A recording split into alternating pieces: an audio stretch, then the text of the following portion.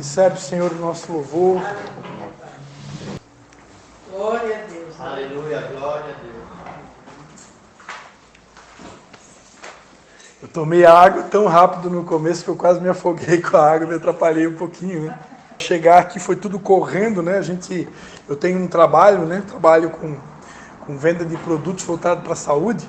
E eu estava numa apresentação na casa de uma cliente, então é tudo correndo, né? Saí de lá, já fui em casa, peguei o violão, peguei a Bíblia. Da minha casa até aqui deve dar uns 30 quilômetros, um pouquinho mais. Então tudo cronometrado, né? Mas graças a Deus chegamos aqui. E Deus está nesse lugar, isso é o que mais importa, amém? Amém. Querido, se você puder e desejar abrir a sua Bíblia,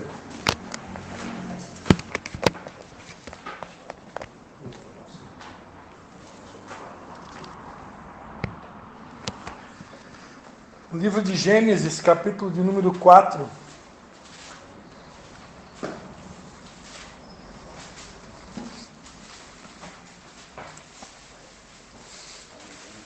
Nós vamos fazer duas leituras, amém? Como está gravando aqui, eu queria aproveitar para honrar um pouquinho mais o meu pai, né? Tá ficando registrado esse momento. Então, como eu falei, meu pai hoje está completando 76 anos. Ele também é pastor, né, de uma igreja chamada Igreja Batista Restaurando o Amor. Eu acho que eu nem me apresentei, né? Eu me chamo Pastor Christian. Tenho um ministério chamado... Eu estive aqui uma vez já. Eu tenho um ministério chamado Vinde às Águas, inspirado em Isaías 55:1, que ficava localizado na cidade de Nova Trento e que agora está localizado na garagem da minha casa. Então, estamos lá, escapamos do aluguel, né? E, como eu estava falando, meu pai é pastor de um ministério, de uma igreja chamada Batista Restaurando o Amor, na cidade de Canelinha e também na cidade de Tijucas, né? Hoje ele está completando 76 anos de idade. Meu pai é uma pessoa irrepreensível, né? Pensa em alguém que é extremamente honesto, extremamente correto. Não é perfeito, né? Mas alguém íntegro, alguém que é de uma só palavra, né? Alguém que zela por um bom testemunho, né? É aquela pessoa que na cidade não tem nada para falar dele, né? Porque procura por onde vai realmente deixar um bom testemunho, né? Então nós somos em 4 filhos, né? E somos agradecidos a Deus pela vida dele e também da minha mãe, né? Que são 2 verdadeiros exemplos. A minha mãe é uma evangelista nata, né? E o meu pai é um pastorzão, né? É aquela pessoa assim que não fala muito, mas tem 2 ouvidos atentos, né? 2 ouvidos biônicos. Meu pai tem aquela capacidade assim de ficar ouvindo você falar ali meia hora, 1 hora sem falar nada. E no final ele te dá um conselho que pode mudar a tua história, né? Então é o verdadeiro pastor, né? Fala menos e ouve mais, né? A gente ama falar, né? Mas o pastor deveria ter essa característica, né? De ouvir mais, falar menos e ser mais preciso, né? Cirúrgico. E meu pai é essa pessoa, então quero louvar a Deus pela vida dele, agradecer a Deus, né? Por mais um ano concedido a ele. E ele que esteve muito doente nesses últimos dias, mas graças a Deus está se recuperando e já está começando a voltar ao normal.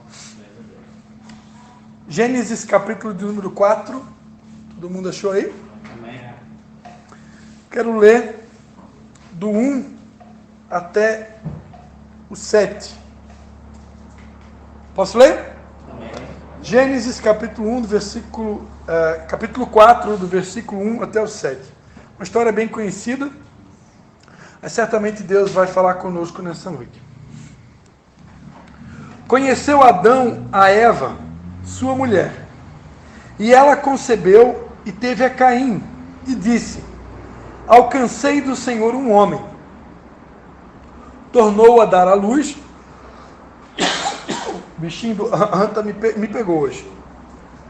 Tornou a dar à luz e teve a Abel, seu irmão. Abel foi pastor de ovelhas e Caim foi lavrador da terra. Ao cabo de dias, trouxe Caim do fruto da terra uma oferta ao Senhor. Abel também trouxe dos primogênitos das suas ovelhas e da sua gordura. Atentou o Senhor para Abel e para a sua oferta, mas para Caim e para a sua oferta não atentou. E irou-se Caim fortemente e descaiu-lhe o semblante. Então lhe disse o Senhor: por que te iraste? E por que descaiu o teu semblante? Se procederes bem, não serás aceito? Se não procederes bem, o pecado jaz à porta, e sobre ti será o seu desejo, mas sobre ele, repita comigo, mas sobre ele, você deve dominar. Amém? Diga para a pessoa que está do seu lado, diga para ele, sobre o teu desejo, você deve dominar. Ok? Agora vamos abrir lá no Novo Testamento, primeira carta de São Paulo aos Coríntios. Primeira carta de Paulo aos Coríntios, capítulo de número 10. Para lembrar a camisa do Pelé, para lembrar a camisa do Zico. Não sei se alguém aqui é vascaíno, né? Corintiano. Quem que era o 10 do Corinthians? O Garrincha, da época do Garrincha. Não, mas teve o Vitória. Casa Grande? Oi?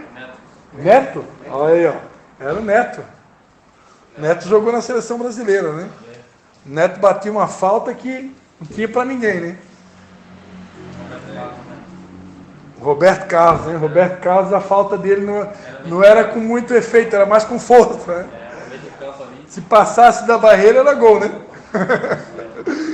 Aleluia. O Espírito Santo nessa noite vai romper todas as barreiras, vai fazer muito gol aqui nessa noite, tá bem? Primeira carta de São Paulo aos Coríntios, capítulo 10. Quem achou aí? A gente vai ler do 1 até o 13. Irmãos, não quero que ignoreis que nossos pais estiveram todos debaixo da nuvem, e todos passaram pelo mar. Todos foram batizados em Moisés, na nuvem e no mar. Todos eles comeram da mesma comida espiritual e beberam da mesma bebida espiritual, pois bebiam da pedra espiritual que os seguia, e a pedra era Cristo. Mas Deus não se agradou da maior parte deles, razão porque seus corpos foram espalhados pelo deserto. Ora, estas coisas aconteceram como exemplos, para que não cobicemos as coisas más, como eles cobiçaram. Não vos façais idólatras, como alguns deles, como está escrito: o povo assentou-se a comer e a beber, e levantou-se para folgar. Não nos prostituamos, como alguns deles fizeram, e caíram num só dia 23.000. Diga misericórdia. Não tentemos o Senhor, como alguns deles também tentaram, e foram mortos pelas serpentes. Misericórdia. E não murmureis, como também alguns deles murmuraram, e pereceram pelo anjo destruidor. Tudo isto nos aconteceu como exemplos, e estas coisas estão escritas para aviso nosso, para quem já são chegadas os fins dos séculos, ou o fim dos tempos. Aquele, pois, diga para o seu irmão, aquele, pois, que pensa estar em pé, cuide para que não caia. Não veio sobre vós tentação senão humana, e fiel é Deus, que não vos deixará tentar acima do que podeis resistir. Antes, com a tentação, dará também o escape, para que a possais suportar. Amém? Se você puder estender a tua mão direita aqui na minha direção, abençoar a minha vida, amém? Pai, em nome de Jesus, eu quero te dar graça, Senhor, por essa oportunidade de poder ministrar a tua palavra. E eu quero te pedir, Espírito Santo de Deus, que o Senhor cresça e eu diminua. Ministra os nossos corações. Mais uma vez eu te peço, fique à vontade no nosso meio. Tu que conhece o coração de cada um que está aqui, tu que conhece as nossas necessidades, tu que sabes aquilo que nós precisamos ouvir, não aquilo que nós queremos ouvir, mas aquilo que nós precisamos ouvir. Fala conosco. Assim como disse Samuel, fala, Senhor, porque o teu servo ouve. Nós queremos ouvir a tua voz. Fique à vontade no nosso meio. Em nome de Jesus. Posso ouvir o amém? Amém. Amém.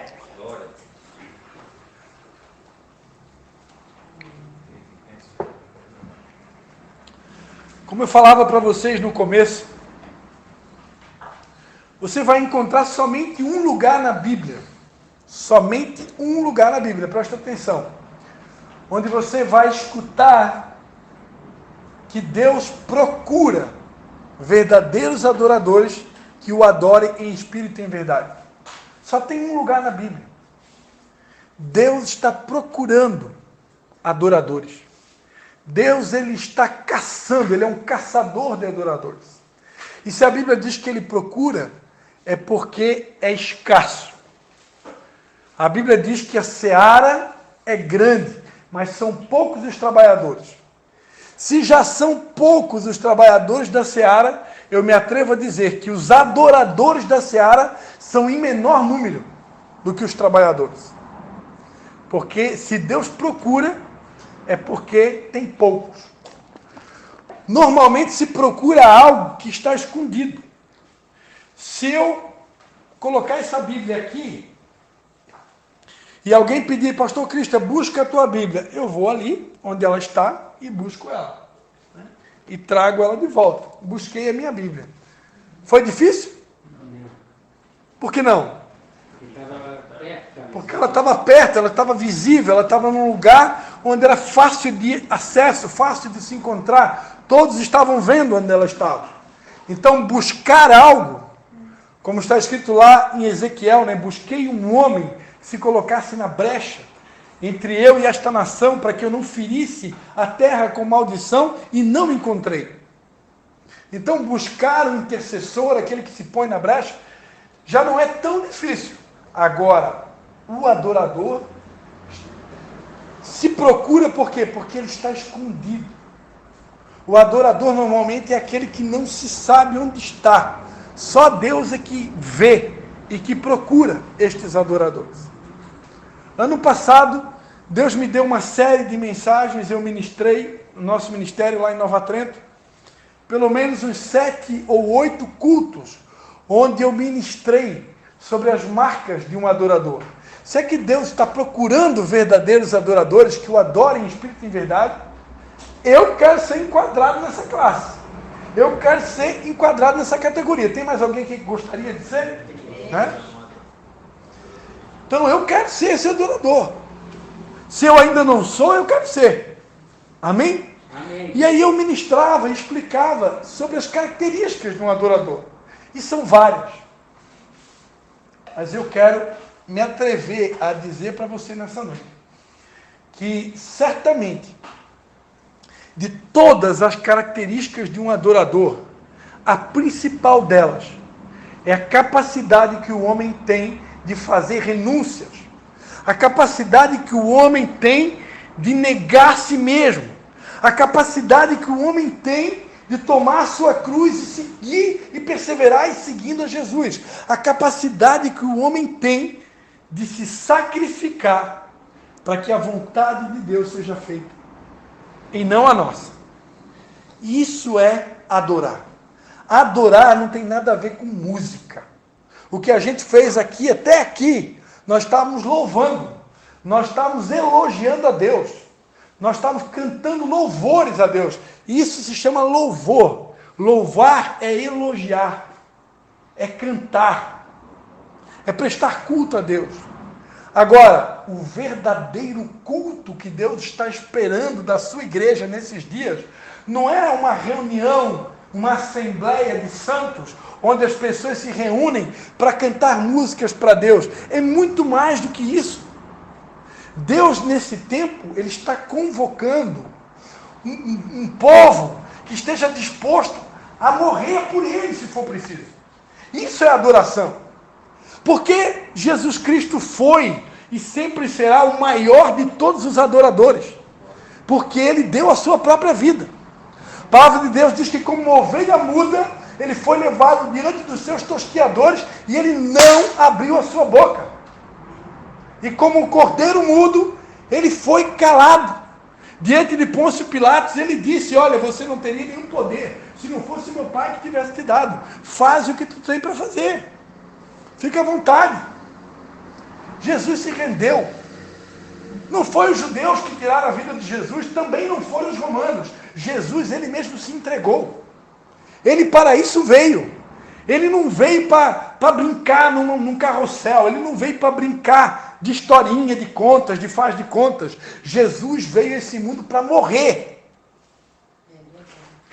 Ele não veio para, sabe, brincar de igrejinha.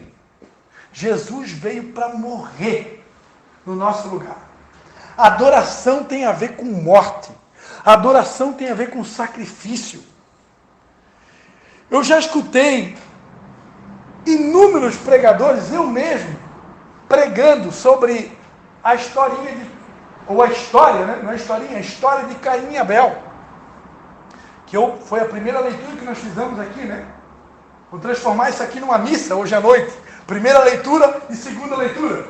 Aleluia! Então, na minha primeira leitura, eu contei uma história tradicional, que muitos aqui estão careca de conhecer. A famosa história dos primeiros 2 filhos de Adão e Eva. Um se chamava Caim e outro se chamava Abel. Caim era pastor de ovelhas e Abel, lavrador da terra. E a Bíblia diz que, passado alguns dias, Abel trouxe de um dos primogênitos uma primícia e apresentou a Deus uma primícia das suas ovelhas, ao passo que Caim trouxe do fruto da terra uma oferta para Deus. E a Bíblia diz que Deus se agradou mais da oferta de Abel. E durante muito tempo eu escutei muitos pregadores falando, e eu mesmo já preguei, que o principal motivo que fez com que Deus atentasse para a oferta de Abel foi o fato dela ser uma primícia. Porque Abel pegou um primogênito de suas ovelhas. Não era uma ovelha qualquer, foi a primeira. A primeira que nasceu, ele foi lá e sacrificou a Deus. Entregou para Deus. E a Bíblia diz lá em Romanos que se as primícias forem santas, toda a massa será santa. Então, quando eu consagro o primeiro para Deus, quando Deus me dá algo, o meu primeiro salário, o meu primeiro filho, tudo que é primeiro na minha vida, né? O meu primeiro discípulo, a minha primeira pescaria, eu entrego para Deus, eu consagro para Deus, eu deposito nas mãos de Deus. A palavra de Deus diz, se as primícias forem santas, todo o restante vai ser santo. Quando eu santifico o primeiro, Deus santifica o resto. Quando eu consagro o primeiro, Deus consagra o resto. Quantos estão entendendo? Amém. E eu sempre ensinei isso, e tudo isso é verdade. E vou continuar ensinando, porque isso é bíblico. No entanto, queridos, nestes dias, eu tenho chegado a uma conclusão. Que além, o que impactou o coração de Deus, o que atraiu o coração de Deus e fez com que Deus se importasse mais com a oferta de Abel, não foi apenas porque ela era uma primícia, mas porque ela era uma oferta sacrificial. O fruto da terra foi apresentado por Caim, não despendeu de um sacrifício. Não precisou de um sacrifício. Agora, Abel, para poder ofertar a primícia das suas ovelhas, ele teve que sacrificar. Ele precisou tirar a vida do bichinho. E isso, irmãos, é sacrificial. Imagina, se você tivesse que fazer o mesmo que Deus fez. O que Deus fez?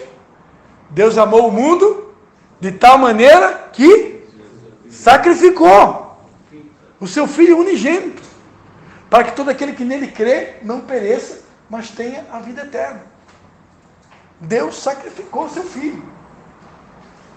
Na Bíblia você vai ver a famosa história de Abraão, que esperando 25 anos por uma promessa, um filho chamado Isaac, depois quando a promessa se materializa, se concretiza, Isaac já está com uma certa idade, e Deus vai lá e aparece para Abraão, e bate um tete-a-tete, um bate-papo com Abraão, e diz: olha, Abraão, agora pega o teu único filho, a quem tu amas, sobe até o monte Moriá, e lá você vai sacrificar.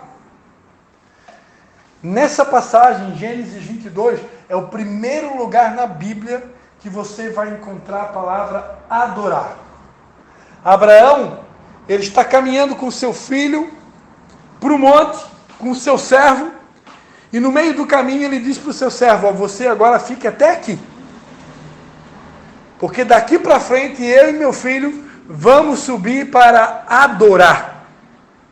E havendo adorado, você lê lá em Gênesis 22, e havendo adorado, é o primeiro lugar na Bíblia que você vê a palavra adorar. E havendo adorado, nós vamos retornar para esse lugar aqui. Aí eu pergunto para você, Abraão está subindo um monte com um cutelo para fazer o que com o filho dele?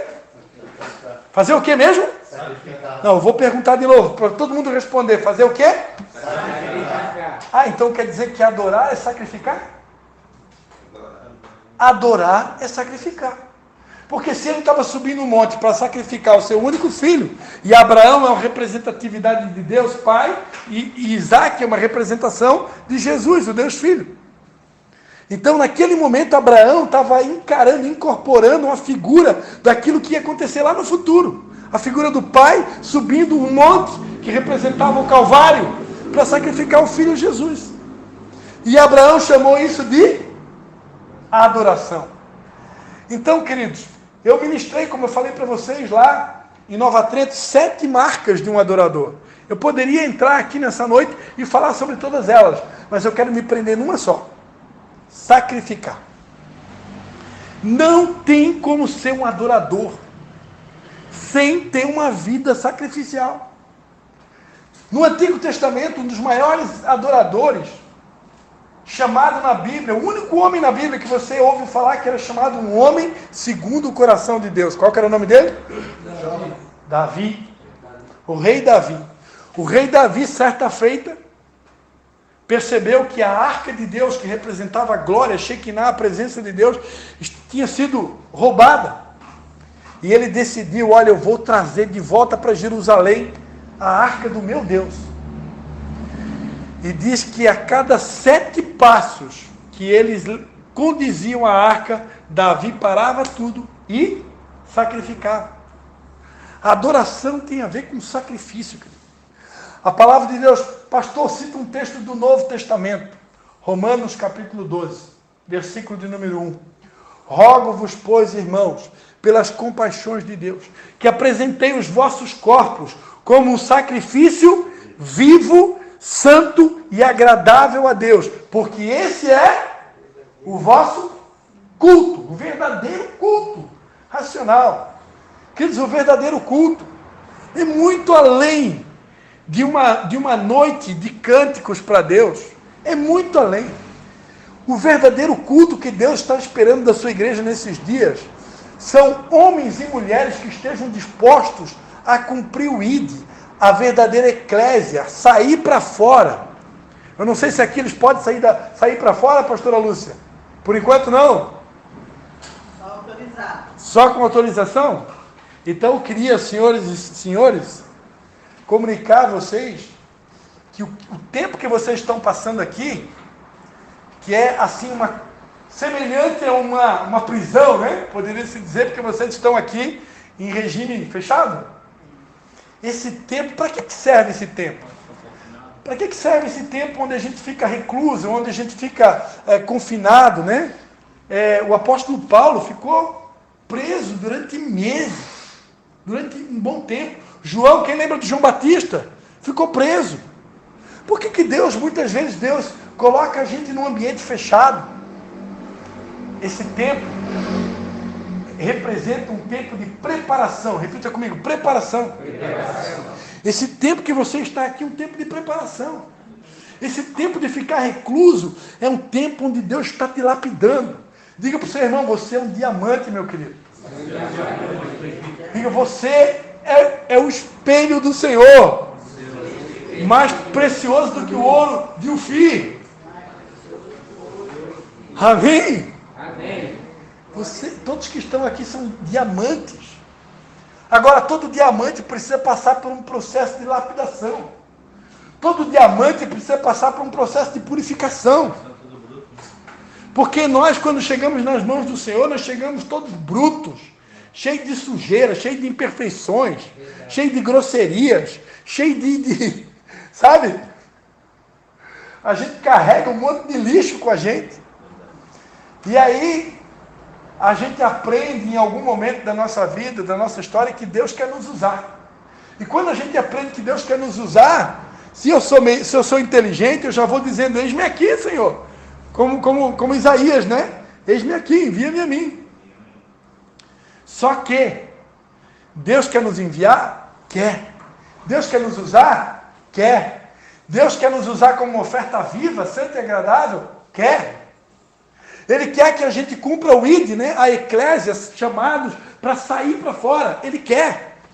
Só que não antes de passar por um processo de lapidação profunda. Porque Deus quer nos usar, irmãos. Só que nós não servimos um Deus qualquer. O nosso Deus, a Bíblia diz que Ele é santo, santo, santo. Ele é fogo consumidor. E um Deus santo serve de qualquer maneira? Um Deus que é santo, você pode servir Ele de qualquer jeito? Não. Um Deus que é santo exige reverência e temor. Um Deus que é santo exige santificação. Por isso que Deus nos deu também essa palavra de Coríntios.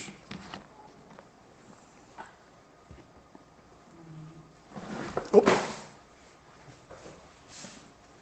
palavra de Deus diz em 2 Timóteo 2:22, foge das paixões da mocidade e segue a justiça, a fé, o amor, a paz, com os que, como um coração puro, invocam o Senhor. Segue a justiça, a fé, o amor e a paz, com um coração puro, invocam o Senhor. O que Deus está dizendo aqui? Que eu preciso seguir o caminho da justiça, o caminho da fé, o caminho do amor, o caminho da paz, o caminho da pureza. Não é invocar o Senhor de qualquer maneira, é invocar o Senhor com um coração puro. Bem-aventurados os limpos de coração, os puros de coração, porque estes verão a Deus. Muita gente quer ver a Deus, mas muita gente não sabe que para ver a Deus, eu preciso passar por um processo de purificação, de descontaminar. Às vezes esse mundo me contaminou. Todos nós aqui, vocês estavam em algum momento lá no mundão, e vocês foram contaminados pelo mundo. Alguns talvez foram contaminados pelo álcool, outros foram contaminados pela maconha, outros talvez foram contaminados pelo SD, como é que é? LSD, como é que chama? Não sei. Outros foram contaminados talvez pelo crack, outros talvez foram contaminados nem pela pedra, pelo pó, pela cocaína, outros talvez foram contaminados pela bala, outros foram contaminados pela prostituição, né? Outros foram contaminados pela masturbação, outros foram contaminados pela língua, talvez tinha uma boca muito suja, só saía palavrão da tua boca, né? Então cada um foi contaminado de algum jeito. E por que vocês vieram parar nesse lugar? Por causa dessa contaminação. E o que Deus quer fazer agora? Ele quer nos limpar. Ele quer nos limpar. E Ele precisa nos limpar. Porque, como eu falei, Deus não pode nos usar de qualquer maneira. Ele está procurando esses adoradores. E esses adoradores são essas pessoas que têm uma vida sacrificial, que se submetem, que se rendem a Ele e permitem a purificação. Agora eu vou falar uma verdade para você, que talvez ninguém tenha dito para você. Vai doer. Vai doer Se você quiser mesmo, vai doer. E eu vou falar uma verdade, vai doer muito. Queridos, a gente está vivendo um tempo onde estão pregando sobre a graça barata. É a falsa graça. É a graça baratizada. Nem tem essa palavra na língua portuguesa, né? É o evangelho de tudo pode.